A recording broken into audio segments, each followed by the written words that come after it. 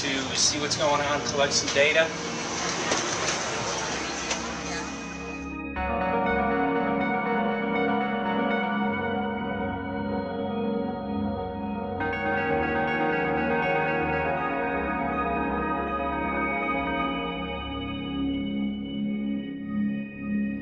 Thank you for having fun with us. Hope you enjoyed the trip. Have a great vacation and welcome home if you're lucky enough to live here. Thank you.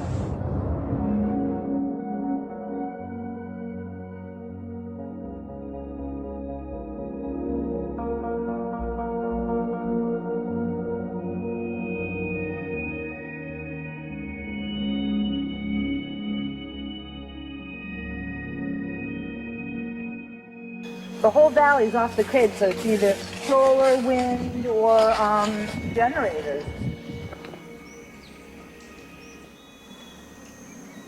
Look at this, man. Yeah, the mind can't even conceive of a dream of this. Right. Yeah, right. Even coming here, and one would never think, you know, in paradise that it's getting destroyed. And they're doing it island style. They do it off the island, right? They do it off the island, so they don't, you know, you don't see the chemtrail airplane. The theory is that they're Drop spraying in the ocean, offshore, and it's coming in on the... and it's coming in. Now these are coming from the west. They're also spraying on both sides today. A lot of this stuff is actually chemtrails coming this direction. There's material that's blocking. We should be able to see to the horizon, you know, where the Earth curves, because we're high enough and we have the ocean, right? So we should be able to see. We should be able to see the Big Island. It's only 30 miles away. And you can see it's not a blue sky behind it. That's the key. It's all, you know, has that kind of weird looking blue, like silver blue I call it. And this is a nice day. You know, there's no more blue sky. The night we're gonna look at the stars at night, and it's like, you'll see, you can count them. There's so few stars at night now. There should be hundreds of thousands of stars, and I can count the stars. There's like one here and one planet here. It's like, you might see, some nights you'll see 100, some nights you'll see 10. This is what concerns me, this kind of stuff right here. It's just soft. Okay. This just comes right off, this bark. That's not natural. For I've seen hundreds of thousands of coconuts and I've never seen it falling apart like that. Look at this, you guys. I've never seen anything like this. I used to trim trees all the time on the Big Island. I've never seen anything like that. That's why I'm concerned. Not an easy task that you have here on the island. I could see the skepticism because it is so far beyond anybody's reality. It's amazing. It's just amazing to try to look through somebody else's eyes. Like my eyes, I can see this so it's like night and day, and other people it's just the illusion is just so deep. What do you think would happen if everybody awakened to what was going on and what the plans were of geoengineers? I think they'd have a revolution in Hawaii if people really understood what was going on. What's your concern for? I know that you love the land here. What's your concern about the chemtrails? Well, that we won't be able to live here and grow our own food, and that our health is going to be compromised. You think it already has been? Yes. And the thing is that they're doing it every day here, every day. So it's hammering, micro doses every day. And then, of course, it's getting in the environment, and of course, it's weakening the plants. And it takes a couple years for this to actually weaken the plant. So we are asking for GMO taro. We're asking for GMO papaya because we can't grow our natural seeds. We can't be sustainable. We can't truly, you know, be here as God created us to be. So my friend convinced me to do a hair analysis on my daughter. So we went ahead and cut close to her scalp and got some really recently grown hair and sent it in. I was just sure that my daughter's hair was going to be so clean with the lifestyle that we live. And lo and behold, it came back and her levels were really high in aluminum. This is the chart here. This is the reference range, and this is where my daughter is, 23.1. Aluminum, The skies are covered with a white mist, and I look up at night anymore and I don't see the deep, dense stars that I used to, and I can't help but think this obviously has something to do with my daughter's health. I don't know where else these heavy metals are coming from. Yeah, I mean, look how old she is. Yeah. She's been isolated here. Here, and she's... Here. Anybody looking at the situation would be like, this is paradise. This child should be like superhuman. Organic foam. And here you are getting all this heavy metal stuff. And She has highest level aluminum on the chart. Never had a vaccine either. Folks, these people are playing God. They are playing God. They're manipulating the weather, and they're spraying stuff into the sky. They are trying to geo-engineer everything, including your plants and trees and your ocean. Well, tonight, we're just hoping that instead of not looking at it, you start looking into it, because I really believe from the bottom of my heart that we are in a real crisis. I really do. They are proposing dumping 10 to 20 million tons of aluminum into the upper atmosphere. What does aluminum do? It changes the pH of soils, which is toxic to plant life. Also, it's very toxic to human health. Are they doing it? Well, let me tell you about my experience and what we found. We have much evidence that not only suggests, but I believe prove that they are happening. Jeff, what's going on? And as I promised, we're joined right now by a very special guest, Michael J. Murphy, currently on location in Hawaii. He's working on a documentary film called What in the World Are They Spraying? Michael, welcome to the program. Great to speak with you today.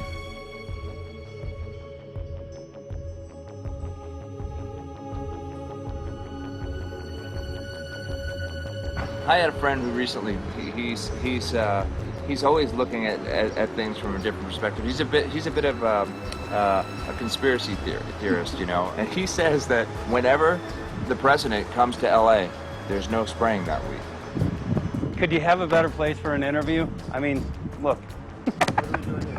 Well, this is being done over our farms and over our things. So basically, they want to eliminate our ability to eat organic food, have clean water. So in some ways, it sounds to me like, and you know, again, it's just a projection, but it sounds to me like this is control. How do we control the masses? Yeah. How can aluminum be good for you in any? And what was the second chemical you mentioned? It's barium. Barium aluminum. Obviously, those are toxic to everything. To human health. To human health, to farms, to animals, to everything. 61,000 parts per billion. And there should be a government alert at 1,000? At 1,000, people are drinking this. People that climb the mountain, they're drinking that snow. It's poison. Oh my God, that's so disgusting. So that's 60,000 times above regulation. Exactly. 60,000 times above regulation. And I've talked to friends, and they're like, well, that's just ice. That's just condensation. And I'm like, you can talk to a second grader. Ice doesn't float in the sky and spread out that way, you know? You're not an expert, but you're a concerned citizen who said, wait a second. Who's actually doing the research. Yeah, you're doing the research, and that's what we need to do as Americans and say, you know what, I want to know what's going on. I want to know what the FDA is doing to my food. I want to know what the government's doing with my air, my water, and the soil. And, you know, it's just great what you're doing. And I just, my kudos to you for bringing light to this subject. Put all of the theories aside, just what geoengineers are proposing and what's being found is scary enough. So we can just address that. And I encourage more people to just step up and ask questions and do what he's doing. So thank you, Michael, very, very much. Aerosol spraying aluminum affects everywhere, and we have a beautiful tropical climate which I believe might be in jeopardy. So we wanted to not only come and bring the message of what people were finding around the world, but encourage people to test for the aluminum, strontium, barium. Essentially, I think it was an effective trip. I saw a lot of people here in Hawaii, in Maui, awake and not only curious, but willing to look into this deeper, and that's my only hope. This is one of the boldest moves, I think, from Ed Griffin yet. This is the taboo topic that nobody's supposed to talk about, and that is aerosol spraying. Now, we've got tons of documented proof of errant aerosol spraying. It just blows my mind that the whole essence of humanity has always been to look up into the sky and ask why. Though there are no limitations, there's endless space, an endless universe. Now, in the 21st century, we're not allowed to do that. Anyone who looks up and sees the giant grids and the X's in the sky that weren't part of our existence until just a decade or two ago is somehow called a kook.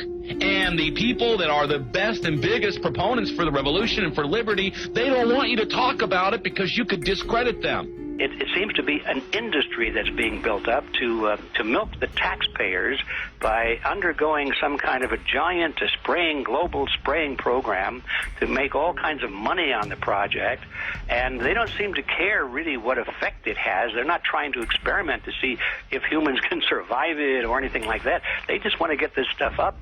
And then we discover, as we're going further down the line, that there are companies generating genetically modified organisms, seeds, modified seed crops they're being engineered to resist the aluminum in the soil.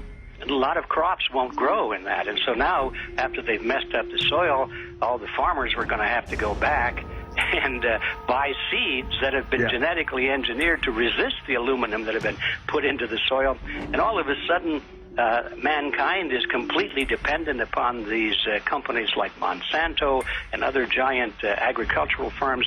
You can't even grow natural seeds anymore. And we're looking at that. It's a shocking thing. I hope we don't find that that's true. But all the arrows right now are pointing in that direction. We get into cost-benefit analysis here because there's also HARP could be involved in this. Geoengineering, as you guys mentioned, which is documented heavily in Dennis Kucinich's bill, that is the Space Preservation Act, which, by the way, I don't think got through Congress. And then Kay Bailout, as we call her here, Kay Bailey Hutchinson, also put together some legislation in order to qualify geoengineering, which, again, is supposed to save us all from global warming. But it is cost-benefit analysis because they can benefit on so many different levels. Ed, that's how they do everything, isn't it? That's right. And, you know, there's an old adage, if you just follow the dollar, follow the buck, you get to the source of the problem. And it looks to me like there's a tremendously profitable industry being built up right now around this concept of geoengineering or weather modification or reducing global warming and all of these other things that can be sold fairly easily to an unsuspecting public. They all say, oh, well, that's good. We don't want global warming, you know. And so they put up with this and they don't question, they don't criticize. But behind the scenes, you see a whole industry being built up, which is, as I say, tremendously profitable. And the money for all of that is coming from the taxpayers. And it's a scam is basically what it is. We're just focusing on the one area that is real easy to prove. There's no speculation in the area that we're going into. They definitely are doing this geoengineering. They definitely are talking about it. They're working up formulas for it. They're putting together strategies for it. They've got funding for it.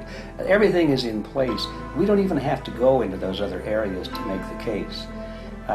Okay, let them believe that, but at least they must understand that there's no question that they're talking about it and planning to do it. And so shouldn't they be equally alarmed about what they're going to do if it can be shown that barium and aluminum and some of these other toxic metals are very destructive to the planet and destructive to human health? Isn't that enough? You know, how many issues do we need to crank into this? And so, you know, if you're going to kill the planet and kill the population, do we need any other reason to be alarmed? What in the world are they spraying? Thank God people are asking this question. That's all we want. We just want to be able to ask these questions. Our good friend G. Edward Griffin, all these years, Mike Murphy and Paul Wittenberg are doing this great effort with your help. This is a community effort to get people real information. What in the world are they spraying? Any final quick comments before we're out of time? And my only final thought is that we asked the question, what in the world are they spraying? And we now know what it is. And folks, you're not going to like it.